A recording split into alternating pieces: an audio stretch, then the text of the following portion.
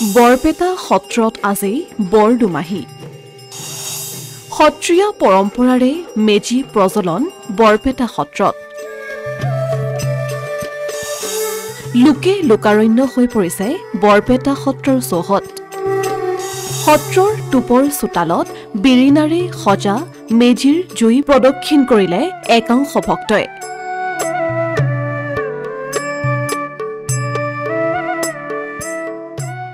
লোক সংস্কৃতি আৰু সত্ৰীয়া সংস্কৃতিৰ সংমিশ্ৰণত সত্ৰনগৰী বৰপেটাত ভোগালী বিহু এক স্বকীয় ৰূপত পালন কৰা হয় সত্ৰীয়া সংস্কৃতিৰ সংযম আৰু নামৰ প্ৰভাৱে সামৰি লৈছে ভোগৰ উৎসৱ ভোগালী বিহুৰ দৰে লৌকিক উৎসৱকো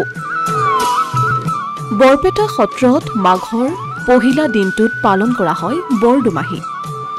15 জানুৱাৰীত উৰুকা পালন কৰাৰ পাছত 16 জানুৱাৰীৰ পুৱা সত্ৰৰ নৈমিত্তিক প্ৰসংগৰ পিছত পূৰ্বাপৰ চলি অহা ৰীতিৰে সত্ৰৰ টুপৰ চোতালত বিৰিণাৰে সজা মেজিত অগ্নিসংযোগ কৰা হয়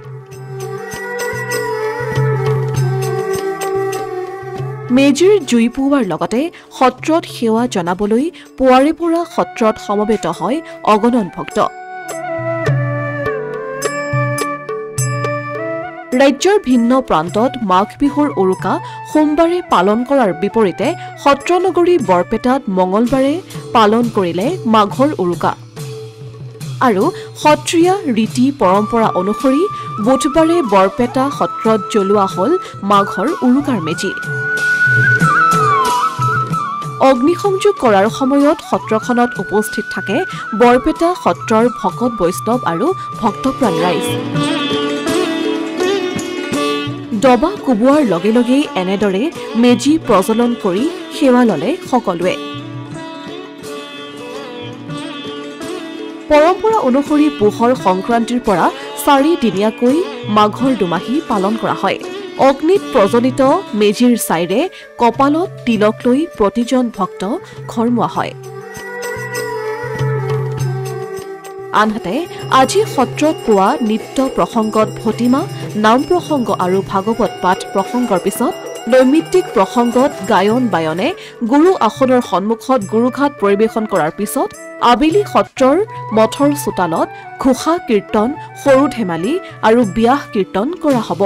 সত্ৰনগৰী বৰপেটাত ভোগালী বিহু অৰ্থাৎ মাঘ বিহুৰ পৰম্পৰা সুকীয়া আৰু ব্যতিক্ৰম আপোনালোকে নিশ্চয় অৱগত যে আমাৰ ইয়াত আজি পহিলা মাঘৰ দিনাখনে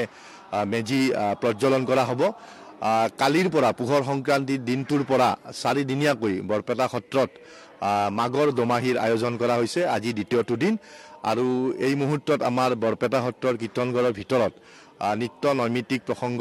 চলি আছে ইয়াৰ পিছত সেৱাৰ কীৰ্তন পৰিৱেশন কৰা হ'ব আৰু সেৱাৰ কীৰ্তন পৰিৱেশনৰ পাছত ডবা কোবোৱা হ'ব আৰু ডবা কোবোৱাৰ লগে লগেই আমাৰ টুপৰ চোতালত যি মেজি সাজি উলিওৱা হৈছে এই মেজিটি প্ৰজ্বলন কৰা হ'ব আৰু এই মেজিৰ কোট লৈ ভক্তিপ্ৰাণ ৰাইজে তেওঁলোকে বৰপেটা সত্ৰত মূৰ দোৱাব আঁঠু ল'ব আৰু আমাৰ 4 মাঘলৈকে মাঘ বিহুৰ কাৰ্যসূচী মাঘৰ দমাহীৰ কাৰ্যসূচী চলি থাকিব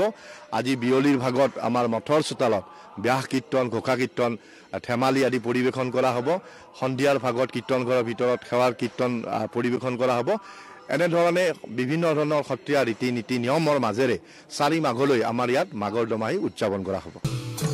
অসমীয়া প্ৰতিদিন ডিজিটেল ডেস্ক